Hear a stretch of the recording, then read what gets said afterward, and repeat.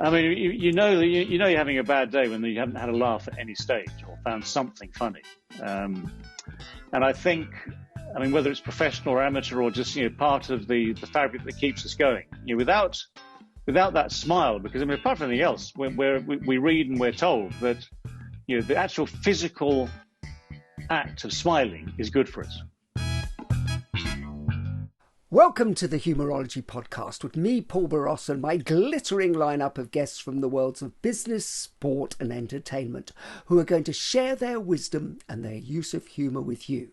Humourology is the study of how humour can dramatically improve your business and your life. Humourology puts the fun into business fundamentals, increases the value of your laughing stock, and puts a punchline back into your bottom line. Please remember to like, subscribe and leave a review wherever you get your podcasts. My guest on this edition of the Humourology Podcast is one of the most capped cricketers in the country's history. A former classy England captain, he was inducted into the ICC Cricket Hall of Fame in 2009 and was named in the country's greatest ever Test 11 in 2018.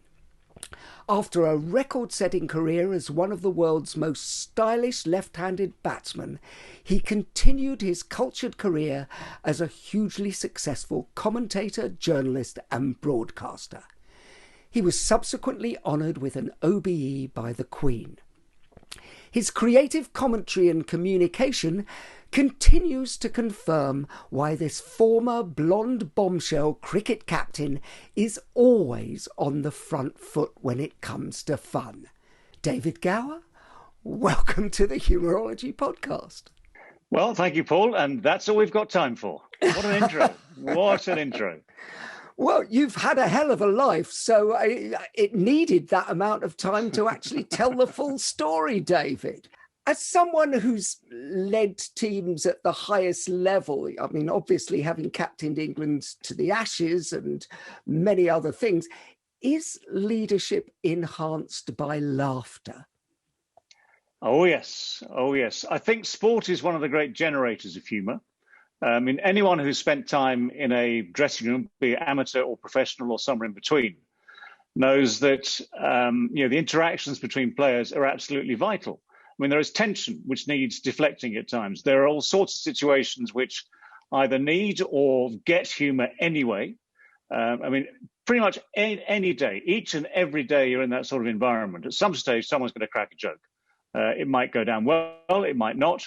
But I think all of us need that sort of protection, to be honest, because when something as emotional as a personal performance in a professional sport. So imagine you're at Lord's walking out to bat, and you've got these 25,000 people applauding you in. That in itself is a great feeling. That to me was always a lovely, lovely feeling. And if you get your 50, 60, or better still, your 100, then everything is fine. But if you get that dreaded first ball duck or something close to it, then you are now in a very, very dark place, because that all your dreams for the day are shattered. All your emotions are now being tested. And yes, it's probably sensitive of people when you get back into dressing room, for instance, to be sympathetic. But actually then you need to lighten the mood. You need to remember that whatever you've just done wrong is actually not that important in the greater fabric of the world. So actually the humour comes in very, very quickly. And to illustrate, I've got one immediate story on that, which made me laugh at the time, luckily. We were in Delhi many, many years ago, 1981-82. Now, an Indian tour was testing in those days, 4 months in India. Fabulous in many, many ways. Fascinating, ultimately, but testing on the field. And I was next to bat after Geoffrey Boycott and Chris Tavare had taken about 8 days to put on 100.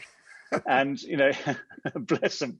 But it's one of those slow-moving games. The wicket falls about 5 minutes before lunch, and I'm next in. And I've got, in the dressing room, I've put together a plate of curry and rice and dal and stuff, just in anticipation of lunch. But I've got to put that down. I pick up the bat and gloves, white floppy hat, walk out to bat. They're still clearing oranges off the field because the crowd, with the success of the wicket, they celebrated by throwing fresh fruit onto the field. So it takes them 10 minutes, say, to clear the oranges off the field. I line up to face the first ball. It's to use the technical term, it's a little in-swinger from a guy called Madenlal, a little edge onto the pad, big appeal, and I'm giving out LBW.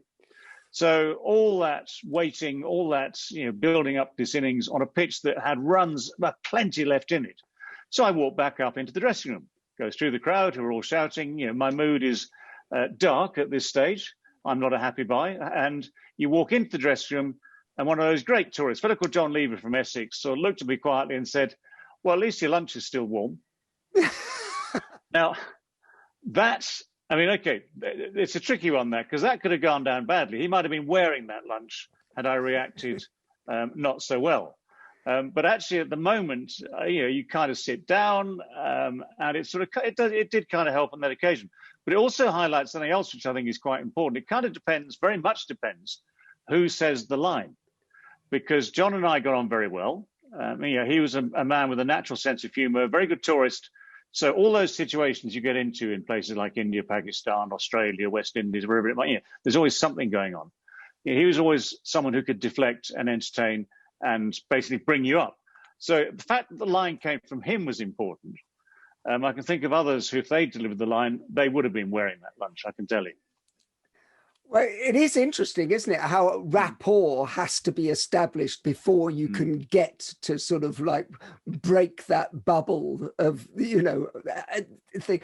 And I'm interested that you actually brought it up, because sometimes, a line in one person's mouth can actually sort of kill and destroy in a good way. And in another way, another person's mouth, it can just kill and cut the person to bits. So what is it that makes the difference between somebody who can actually deliver the line in a way that will be seen as affectionate and somebody who will step all over it?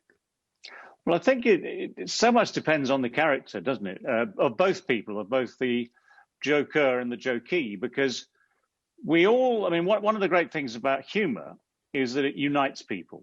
If you have the same sense of humour, as we know, if you have the same sense of humour as the bloke sitting next to you with a glass of white wine in his hand, then you're likely to like his jokes, and vice versa, because you're likely to like the same sort of triggers. You're likely to think of the same sort of things that one thing leads to another. And I know a lot of people are so deadpan about it, so serious about it, even when they are actually trying to be dry with their humour. But actually, if you don't know them, if you don't know them that well, if you don't understand that, the things they say are just offensive. So this is, this is one of the fine lines that you have to think about, and how you deliver your lines. One of the great things nowadays, of course, is that because a lot of communication, sadly, is done with the right thumb or forefinger, and it ends up on a little screen in front of someone, and whatever nice little pictures you throw, in fact, you have to send little pictures to sort of try and create a mood anyway. So if you just put black and white words down, the number of times I've been misunderstood, and of course, let's not get yet into sort of the greater arguments about Twitter and Instagram and all sorts, but so the things people put out there. But the number of times you can be misunderstood, even by people who know you well, your nearest and dearest, who have to clarify what you've just said in black and white. If you've got an expression on your face, that mischievous or genuinely happy, the person opposite you knows exactly at that moment that you're not just being nasty, and that the line is designed to be fun. Do you think that in order to lead well, you have to be face to face with people? You have to be connected with them? Yeah, I do. I think, my own experience of captaincy all those years ago, I would look back on that, and in fact, one of the failings I would look at myself and say was the number of times I didn't personally go and speak to someone, or didn't have that one-to-one with someone that they probably needed at the time. A lot of collective talks, a lot of casual talks, yes, and if people come to you, that's easy, of course, but sometimes as a leader, you need to be able to, shall we say, spot the signs and have a quiet moment with someone of your own making so that they know that you're thinking about them. This is not necessarily a moment for humour, but this is just sort of human sympathy, empathy, and understanding. So I think and none of that can work by text or WhatsApp or any of these things. That's just hopeless. And I know from my own personal experience the last few years as the receiver of messages, And I'd rather not sort of go into details as to who was sending them or why. But as a receiver of messages that were blunt, that created unnecessary friction. And I even once, I replied to one of these things, should we talk about this? And got the answer no. And that, to me, was an example of management at its lowest ebb. Because if you're working, these are people you're going to be working with. You're working for, but with. And if you've got that sort of situation, and someone is saying to you, "We should talk about this," then the one thing you have to do is talk about this. Yeah, I couldn't agree more. And in fact, do you know the Morabian model, where Professor Morabian did the pie chart of how people took on information? And the smallest piece of the pie, 7%, was the actual words. 38% of that was actually the way you said it. The ums, the ahs, the inflection and everything. And 55% of it was the body language, i.e. how you looked. What you just said, your eyes had a sort of cheekiness about them. People can see that. Ever since we were children, we've been reading faces. So why would people think that that wouldn't be important in the mix anymore? And I think it's really valuable for all our listeners to do it, that somebody as successful as you spots that and can see it in management happening all the time. Yeah, again, sometimes one of the key problems, of course, with management is that one is often, and in terms of sport, in terms of, say, for instance, using my own life and experiences as an example quickly, you are put into a role as England captain, which is a very public role. And you might be amongst friends in the sense that the people closest to you in that environment are another 10 people who play cricket, most of whom you know pretty well. But inevitably in an England team, for instance, there'll be 2 or 3 coming in who don't know you well. They have an image of you, and you can try and break that. You can try and relax them with hopefully well-chosen lightheartedness, but you need to impress them most with your skills as a leader, your judgment as a decision maker. All the things. There's a whole list of stuff, of course. All the things that actually will make you a good leader at the end of it. And communication is simply the best tool and the hardest. It's the best, but the hardest sometimes to manage. And you've been on both sides of it, as the leader and as the receiver. You may want to name names, you may not. Who's been the best at that, and why? What were they doing that was different and better?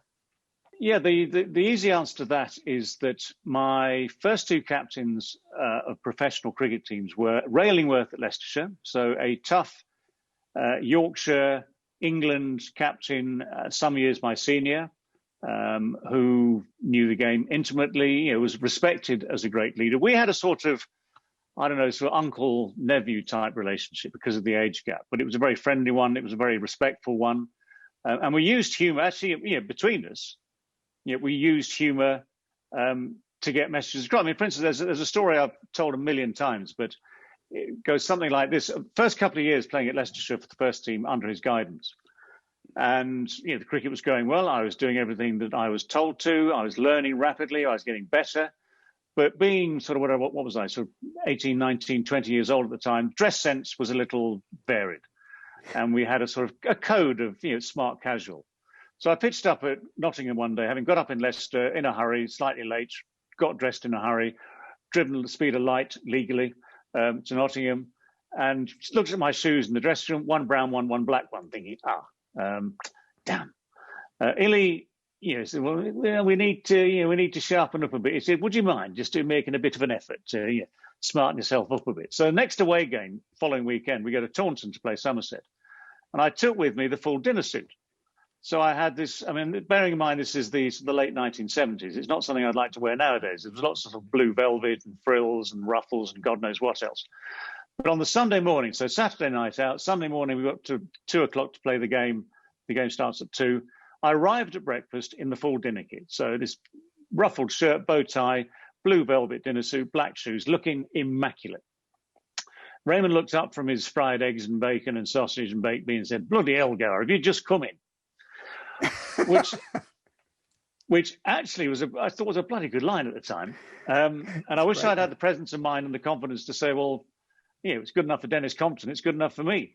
So, Compton had this great reputation of being, one of life's bon viveurs and coming in some sort of state of dishevelment and still scoring 100 before lunch at Lord's. So there are little things like that where, we just established the relationship. And of course, in between, there's some very serious messages that have to be relayed. But the other great benefit for me was my first England captain was Mike Brearley, who is trained in all sorts of things, psychological, psychiatric, and all the rest of it. And was a very, very good man, and was described by one of our opposition as the man with one of the Aussies, actually. I think it might have been Rodney Hogg, who called him he's the man with a degree in people. So you had Mike, who was basically trained to look into people's minds, and he was very good at those one-to-ones, very good at taking you aside. Maybe casually, maybe a sort of a structured meeting, and checking that things are okay, and anything he wanted to tell the players, he would tell. So I started really on a very high bar there with two guys who were both respected and very good at it. And the interesting thing actually is that as you become more yourself and you learn more about the game and all the rest of it, and you're actually being thrust into the role yourself, you start to see your captains as less godlike and more human, because you're now understanding that there are other ways to do things. I mean, the first two guys, those first two captains, you believed, in essence, every word they told you. So every decision they made, of course, was right. As you go through your life, you start to question people's decision-making for the right reasons, not just to be, a disruptor as such, but you do it because you know more yourself. So I think it was a really good thing that I started with those two, because they set some very good boundaries early on. Well, marvellous. And I think Brearley was highly praised by everybody for, I love the fact that he had a degree in people, was the quote. I think that sort of thing. But surely all great leaders should be concentrating on their people rather than just the bottom line of their business. And isn't that what's happening in business more and more? The bottom line is getting in the way of actually how people operate and getting the best out of them. I actually had an open door policy. One of the key things that I thought was good was that I tried to instill what we call a sense of responsibility in everyone who played or came on tour. So as an example, team meetings, so there's, the management meeting or team meeting before a big game. I didn't want it just to be me talking to the group about my plans for them. I wanted them to be as interactive as possible with their plans for what they were going to do, with me sort of just guiding on top of that. Now, some people might call that laissez-faire. Some people might say that can go wrong if the wrong people seem to be pulling the wrong strings. But I thought the great thing about that was that people would benefit from feeling, should we say, bigger than they were maybe, or feeling that, that responsibility gave them power. And I remember, again, using an example of India, 84, 85, we went to India with a team that was not at full strength for various political reasons. So one or two key people like, for instance, Graham Gooch, John Embry, Ian Botham missing. But the people that came in bought into what we had to do. And for instance, one good example, Graham Fowler from Lancashire, who was a very talented opening batsman, but had limited opportunities and was... His worst problem was he looked about 12. So people treated him as a child. And he had that, talk of humour, he had that impish humour that he might have overdone at times, but he was always cracking gags. He was always that cheeky chap. So again, some people didn't take him seriously because of it. But I said to him, as part of this strategy of mine, well, okay, just think little things like, for instance, practice sessions, a couple of days before a game. Do you want to net? Do you want to do this? You're in your, it's in your power to decide how you want to prepare this. I'm not going to tell you how to prepare. Whatever you think is good for you, please do it, in effect. And it was the first time he'd been given a sense of self-responsibility. So at the end of that tour, he got a double 100 against India in what was then Madras, now Chennai. And he did a seriously good job for us. And he came to me at the end of the tour, one of the proudest moments of my captaincy, in a sense, and said, thank you very much indeed, because it was the first time someone gave me responsibility and I felt like a grown up in this team. So it doesn't work with everyone. Some people need to be steered more than that. But that to me was, shall we say, an endorsement that at least my idea had one supporter, hopefully a few more. So, it's just one example of many. No, I actually have a theory that as well as great leaders laughing with people, great leaders are great listeners, and therefore they know what each person needs. And so you are essentially listening to that person, and instinctively, or you knew that he needed responsibility. He needed to feel like a grown up, when he put it. And I think that is what leadership is about feeling that, having that lightness of touch, because the Humourology project is all about humor, obviously, but good humor, lightness of touch, the way we interact, it's all the same thing. Is there any sledging or heckling that you've heard that really did make you laugh when you are on the pitch? Oh, hang on. There are there are some you can't really use in public, to be honest, and I'm afraid this counts as public. But yes. There was one, as it's you. I mean, there's one fairly. It's very close to the mark. Ian Botham, Rod Marsh. Okay. There's so many stories with Ian, but allegedly Ian walks out to bat one day in a test match. This has got to be, by definition, sort of early 80s, late 70s, say. And Bacchus, Rod Marsh's nickname was Bacchus, comes up behind the stumps and says, "Good day, mate. How's your wife and my kids?" And which is somewhat under the belt, but it was part of the course in those days. And Ian, as alleged to have said, "Well, the wife's fine. The kids are, shall we say, mentally not very well." So it was as a word we don't use nowadays. Yes. And whether or not the story is true doesn't really matter. It's all about sort of the repartee and the comeback and the sort of speed of thought and all the rest of it. Too many of them don't really sort of bear repeating in public, but a lot of them did make you laugh. Yeah. Now we have to actually edit ourselves, don't we? Where we going, I can't say that anymore. Yeah, I mean, but it was of its time. And by the way, I was talking to Joe Brand about this, that it's actually, we learned over the years that it wasn't how funny the comeback was. It was how well it was timed. And if it was funny as well, it was an added bonus. So it was all about the timing, and also all about the state of the person doing it. I'm not fazed by this, is what you're trying to say. Yeah, I mean that thing about this thing we call sledging, basically, which is, it's banter at best, it's verbal abuse at worst. It was what Steve Wall once called mental disintegration.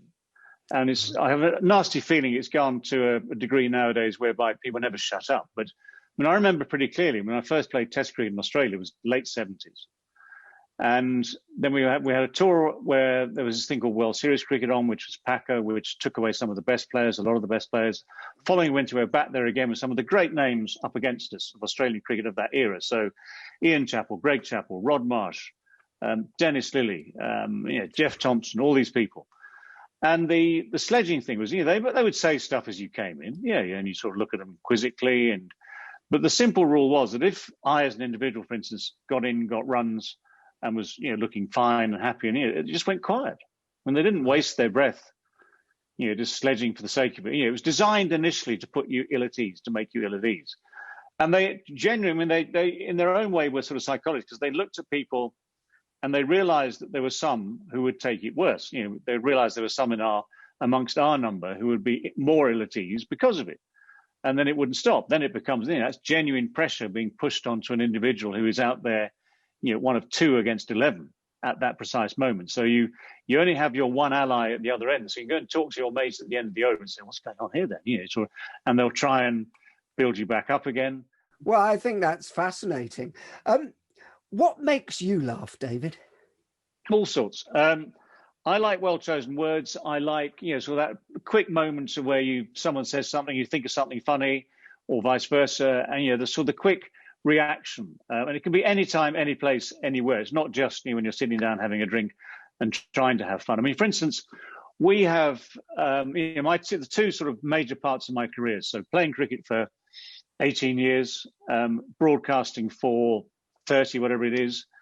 In amongst those commentary boxes, for instance, for the last 30 years, we've had all sorts of great characters. Some of them are great mates, and there are so many funny lines. There is the stuff that is said off air, sometimes while you're working on air, and you hear this comment in the background. Yeah, funny, very funny.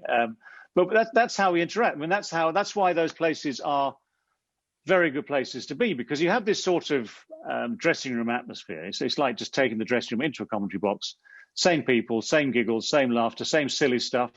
And yet you're still doing a job, of course. And if you don't do the job properly and amongst it all, then there might be repercussions. But I mean, there's so many things get said. And some of them, are just literally spur of the moment things that come from absolutely nowhere. So they, and it's just reaction. I mean, to think back to them straight away. But for instance, we used to have, here's one for you.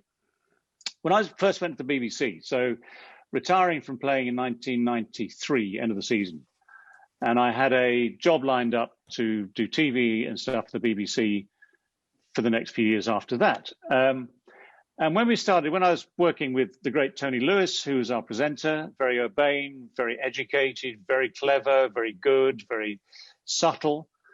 Geoffrey Boycott, who's most of the other things, most of the opposites. But Geoffrey knows that. And Geoffrey, who was brilliant in his own very different way, because he was always to the point. There's no sort of hiding from Geoffrey's opinions. We had people like Jack Bannister, very, very good indeed, and the great Richie Bennett.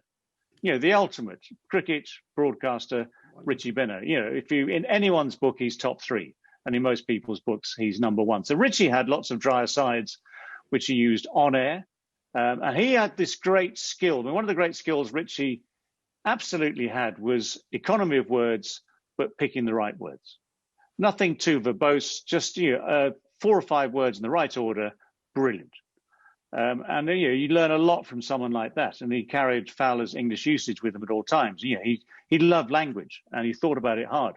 But we had this game where Steve, our floor manager, would say, okay, right, you've got half an hour's commentary coming up.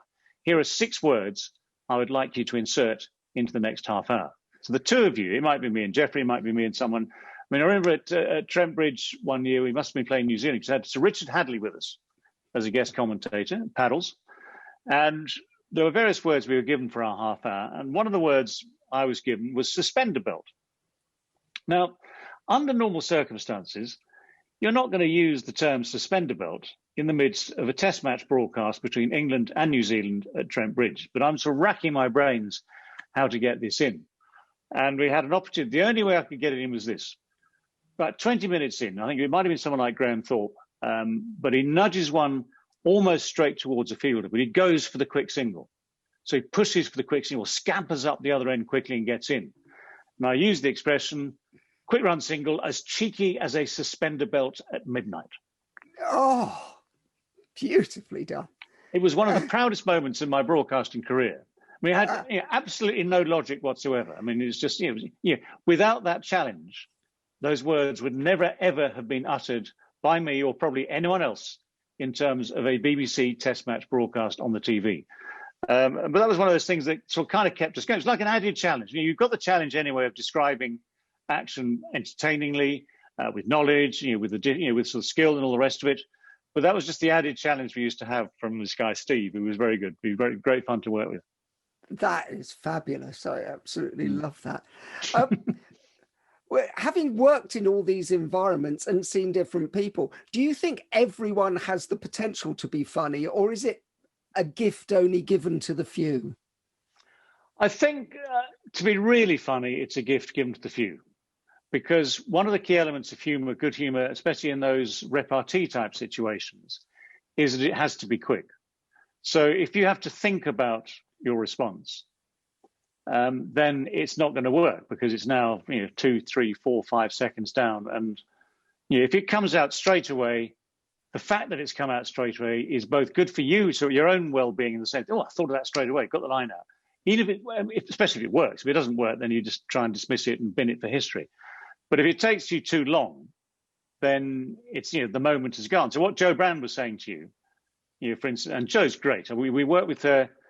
I say we. I mean, this just sounds like I'm an art comedian, but I mean, when I used to do something called "They Think It's All Over" with the Beeb, and we had Rory McGrath, who's great, Nick Hancock, who's great, Lee Hurst, Jonathan Ross, Gary Lineker on the other team. We were amongst great comedians. We were amongst the sharpest minds. And if you get a line in both into the program and into the edit, which is sharp enough and good enough to survive, hey, I'm there. I'm up with the big boys now. But the truth is, actually, interesting. I found myself, even in, as it were, rehearsal, even in preparation, thinking of things. Well, no, I can't say that. I can't say that. Not with these guys here. And this, again, the context, the confidence to be funny is drawn, I find, entirely from who you're next to, who you're with, as to whether or not you have the confidence to throw this line out into the mix, because maybe it's a status thing. You maybe sort of feel as though you are, not bigger and better, but you might have a little bit of seniority. So you're prepared to try these things, and if they work, of course, we all love it. It's all part of the happy environment. But I think as soon as the comparison is this: in terms of cricket, because I was a Test player, I was good, I was confident, and I sort of backed myself to do it. In terms of humour, when I came up against the Test players, who are Nick Hancock, Rory McGrath, Jonathan Ross, Lee Hurst, then I'm no better than a county or a club player in comparison. Therefore, my shots are going to be mistimed, miscued. And that was I found that very interesting, being part of that. And every now and again, a magic moment occurs, and you go, "Oh, great, yeah, nice." Well, it is. I think you're right. It's playing on a new stage and with the bits. But it's also, I think it's interesting. You said two words. You said confidence, having the confidence to do that, which I think is key to having there, and challenging yourself. I think the reason people don't do it is because if it goes wrong, it really goes wrong. Yeah, I think. Well, you're right. I mean, that's why I would sort of cower when I'm amongst people who I know are genuinely funny. It's quite funny, actually, with Nick Hancock, who I know very well and love. I mean, he's a lovely guy, Nick. Nick had a slightly different persona, but he was the boss. And so we would go out and have dinner sometimes, other days, and I would be more confident to throw lines in. And he almost a few times said, "No, hang on, I'm the funny bloke here," as if to say, "Hang on, what are you doing trying to?"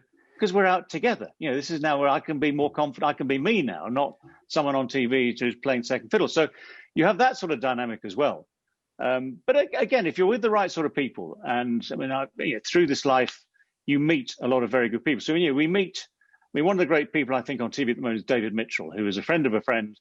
I've seen him over dinner a few times, and you get stuck. You have a lot of fun because David is brilliant. He's absolutely brilliant, very, very funny. On and off screen, but he's nice enough that you feel you can sort of try and be part of it, if you see what I mean. So you have a bit of back and forth, and you think of funny things to say, and they're not just dismissed. So you almost get up to parity, almost get to equal status, and people like that are great because you can have a lot of fun with them. Certainly easier for me, I can tell you that. But what is it about people who make us laugh that draws us in so much? What is that secret sauce that they have? Why is it so powerful? Is it a superpower? It is. I'm sure it is. I mean, one can be impressed by power, to use that word, by personality, by academics, by those with huge knowledge. I mean, I'm going back to the example, for instance, of Rory McGrath. Rory has an extraordinary capacity. He's got an extraordinary brain. Double first at Cambridge in languages. So, languages are a doddle. But snippets of information, which, for instance, we went to Australia once to do a thing for the BBC, a travel thing. We were going to be in a camper van for a week in Queensland. And he basically stage managed the whole thing himself. He took over production. But on the flight there, he bought one of these little books which has every country in the world, gross national product, capital city, population. And he said, "Right, test me. Let's just go through this, just test me, anything you like." And he loves acquiring knowledge. Birds, he's a great bird watcher, a twitcher, as it were. So, the Latin names of birds and all the rest of it. He doesn't just say, "Right, that's a blue tit." He'll give you the Latin name, seagull, Larus argentatus, silverback gull, whatever it is, that sort of stuff. And you sit with Rory, you learn everything. So you can be impressed with Rory because he is both very knowledgeable, therefore very interesting. You can't argue with him because he knows everything. But he'll make you laugh all the time as well. And he has that generosity of spirit that you'll never look down upon either. So, I've loved my times, sadly, a long time ago now with Rory doing those things. We did one of those trips to Australia. We did one to California. We did one in India in a hotel, in the Taj Hotel, working as butlers in the Taj, where humour was absolutely essential. We needed all the humour to make that really work. And I mean, I loved him for it. Yeah. But people that make you laugh like that, you can be told a joke by anyone, and if it's a good joke, you can still laugh. But people with whom you feel you have some sort of synergy, so that you're not just listening to a joke and laughing politely. You're listening to a joke and you come back with something because he's going to like that, and you're thinking you're going to go for hours because you go down these alleyways and down these paths and into realms you never thought of before because you're on that same page. And that's where when you identify, even someone on television, you identify people who have that same way of thinking. And books, so the books one reads, the same thing. You know that you're going to get something from that which chimes with your own way of looking at life. So what would the world be like without humour, David? Dull, hugely dull, very grey. I mean, you're having a bad day when you haven't had a laugh at any stage or found something funny. And I think, whether it's professional or amateur or just part of the fabric that keeps us going, without that smile, because apart from anything else, we read and we're told that the actual physical act of smiling is good for us. It is. And that laughing is good for us. And I can imagine, in your trade, for instance, I'm sure you'd endorse that wholly. And I can imagine, I know, for instance, okay, if we're talking, dark days, we've all had dark days for various reasons, professionally, emotionally, whatever it might be. And you're in no danger of smiling, let alone laughing. And it takes someone maybe to just help you maybe get from here to here to here. And if that, whether it's a joke or an aside or just a smile coming at you, which helps you realize that A, there's someone else who's on your side, and B, that you can still do it. Those are we're talking about the ultimate dark days here. That whole mechanism of getting yourself from rock bottom up to somewhere acceptable and then sort of back to normal again involves a smile. Yeah, and it changes the structure of the brain. Just, the mere act of smiling. In fact, there was a study in America whereby they gave people SSRIs, which are serotonin reuptake inhibitors, and they gave half the group those SSRIs and the other half the group just an instruction to go and smile in a mirror for 5 minutes in the morning and in the evening. And they followed the brain patterns and it was exactly the same. So you can actually create your own drugs in your mind to make yourself happy. So you're quite right that it does change the structure of the mind. You've had to learn and relearn skills over the years in cricket and broadcasting and living in different parts of the world and, of course, even school. Have you found that the things you've learned most easily have been connected to humour or fun? The best way I can answer that is that, for instance, learning to play sport, kind of key for me, but learning a sport, not just cricket, but things like all the other sports I played at school, football and hockey and rugby and squash and tennis. In doing that, the more you enjoy it, it's very straightforward sort of upward spiral. The more you enjoy it, the more you want to do it. The more you want to do it, the better you get. The better you get, the more you enjoy it, and that spiral keeps going on. There is obviously a limit for most people. There's only so much progress one can make in a certain field, especially in sport. But yes, so creating for people around you, for instance, at school, for people around you to create the right atmosphere for you to want to do that. I had two brilliant cricket masters, both at my first school, which is Marlborough House in Hawkhurst in Kent, and at King's Canterbury. Derek Whittam was the cricket master at Marlborough House. And he let me get on with it and was always supportive, and I just loved it.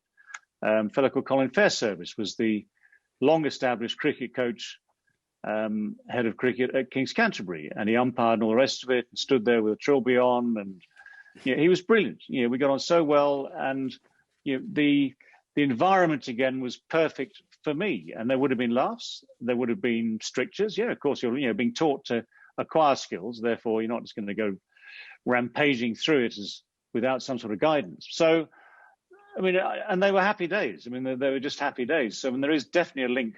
If you're the other side of that, not saying coin necessarily, but the other side of that is if you're a proud parent and you want to force your child to become a cricketer and your child doesn't want to do it, it's not fun. It's not going to learn. It's not going to get better.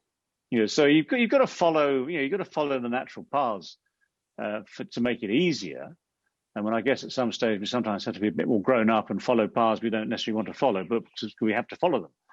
But in my case, so the joy of playing sport was all I needed. Well, yeah, isn't it a case of, if you find something you love doing, you'll never work another day in your life. But again, if you're going into, should we say, to use a pejorative term, a job, because all the things I've done, so-called professionally, they've not felt in the sense like a job because they've been fun to do, basically.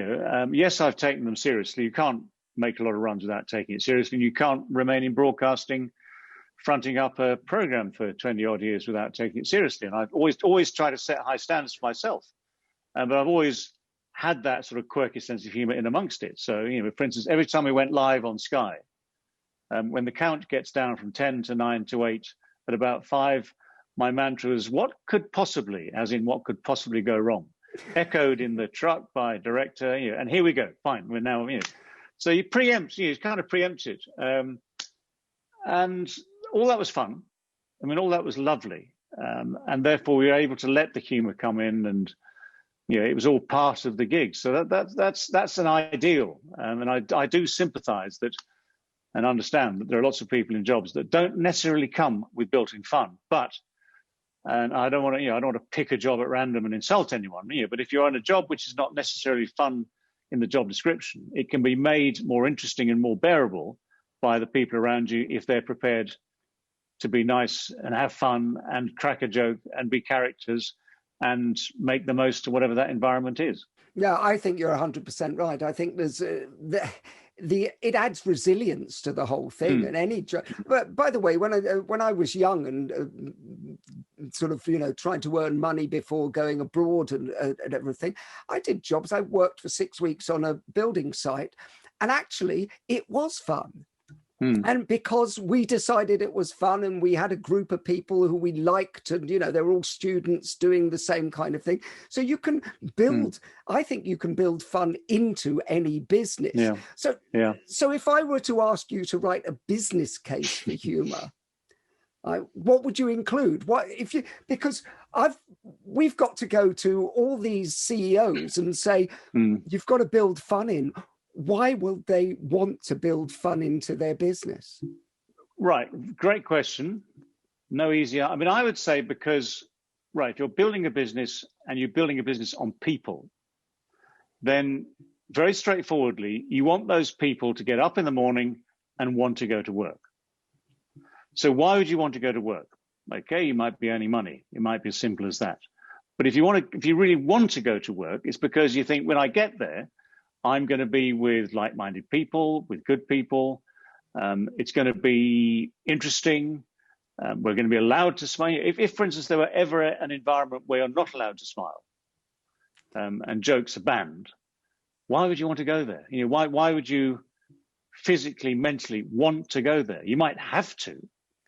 Yeah. I can imagine that, sadly, but why would you want to go there? So if you're trying to build a business case, and all the stories you read of so many successful companies, I mean, it's not just about putting a ping pong table in the side or funny pictures up on the walls, or I don't know. There are so many things you read about, but it's about creating that environment where someone comes to work thinking, I want to see John, I want to see Sarah, I want to see Reg, I want to see Julie, because they're good people. We work well together, and because we work well together, we get the job done.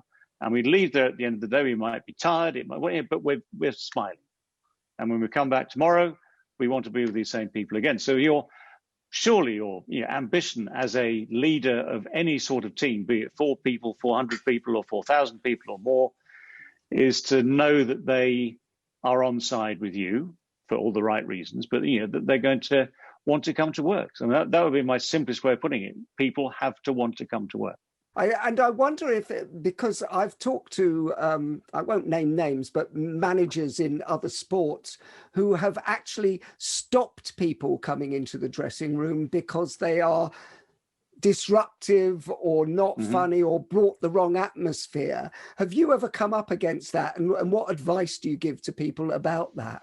No, I'm not really seeing anyone banned. What you do see, sadly, is that, for instance, in the context of an England team, so you've got, I mean, county teams will, any team, I guess, will operate the same way. But for instance, in an England team, and for instance, if you're picking 16 people to go away for 4 months in Australia, or more, or 4 months in India, whatever it might be, as we used to, those 16 people plus the staff around have to be able to get on. There are always going to be characters who are not necessarily as gregarious, and it depends how you deal with them individually. But and again, not naming names, I have known way back in the past of people being not selected because there was that worry about how they're going to fit in for 4 months as part of that squad. And that's it's normally borderline cases, because there is that same thing that if you're seriously good, then people will make allowances for you. And if you're scoring 150 for England in Sydney, even if your joke as you come off the field falls completely flat because people don't like you, they'll go, well played, because you've just got 150. So I mean, there can be a bit of a trade-off. I mean, let's face it, none of us. There is no one who is both extremely 100% gifted as a sportsman, leader, business, you name it, and stand-up comedian at the same time. But a lot of people get a lot of those elements pretty much right, pretty much most of the time. So, those are the people you love and respect, because they have this automatic balance between the job, life, and how you enjoy life. And I think that for some people, that's a very tricky balance. For others, it seems to fall into place all too easily, and those are the ones you both admire and hate because they make it. Yeah, well, no, yeah. I think you're quite right. We've come to the part of the show now called Quickfire Questions. Quickfire Questions. Who's the funniest business person you've met? All right, TV is a business, let's face it. TV is a business. And Rory McGrath. There you go. No, but I love Rory's humour. I mean, it's not just about telling jokes. It is about all those things we've talked about. All about sort of the instant reaction. It's just fun to be with. So that's a business. That is definitely a business. Comedy is definitely a business. Absolutely, no, and Rory is hilarious. What book makes you laugh? The authors I love to make me laugh were Douglas Adams, Terry Pratchett, Tom Sharp, Saki, Woodhouse. As we speak, I'm not actually reading it at this precise moment, but when we finished, I'm rereading a Terry Pratchett. Terry, I thought, was absolutely brilliant. Just those little sentences, those little asides, those little things that, you look at it, you think it's 6 very simple words, but they are brilliantly put in the right place at the right time. And every page has something on it from Terry. Oh, great. To be honest, I will look Terry. I know he's one of the most popular authors in the world, but I've never read a Terry Pratchett. But now I'm going to give it a go because of your recommendation. Good man. What film makes you laugh? One of my early Monty Python. I love the Pythons, and therefore it's a toss-up between Life of Brian and the Holy Grail. Yes, Life of Brian has come back up on this series so many times. I think it is the perfect film, isn't it, really? And it doesn't date because it's set in 2,000 years ago, which kind of helps. Yeah, they were brilliant. I loved the Pythons. Yeah. I think it's pure genius. It's pure genius. Now we're going to take a shift to the other side. What in life is not funny? Is there anything that you don't think that can be seen as funny, or anything personal that you don't find? Yeah, I think what's not funny, actually there's a lot, isn't there, sadly? I mean, all you have to do is follow a news bulletin, inevitably most news is tragic for someone in some shape or form. And we don't have to look far, do we, in this current era, the last 18 months, for stuff that's been suitably tragic or unsuitably tragic. And I'm sure, having said that, I mean, one would be ever so careful with death, divorce, personal tragedy, anyone who's having a rough time for whatever reason. There are lots of things that you would maybe think of a funny line, but if you've got any decency, you'd shut it down there and then. The only thing I'd say about that is if we're talking about things like, there's personal problems, bereavement, divorce, all those things that are at the top of the list as being real testers for individuals. If you're a good friend of someone who's just suffered from such an event, what are you going to try and do? You're going to try and get the smile back on a face. So however you do it, and it might take a few attempts and it might, some of them might fail, but you want to try and get people. I mean, my natural instinct would be to get people back up there. And for instance, when I've, as a reasonably sane, I think, and good example, I've given the odd encomium at a funeral. And I've listened to a few, and I much prefer the ones where the fun times are remembered, where the stories are told. And there was, I gave one eulogy for a fellow called Tim Stanley Clark, who was revered in the wine trade. He's worked for the Symington family in Portugal, basically sold hundreds of thousands of bottles of port and many other things through his career. Great practical joker, such huge fun to be with Tim. And we had so many great times with him in clubs in London, in Portugal, up in the Douro Valley, Porto. Such a good man. Now, I was asked to give the eulogy.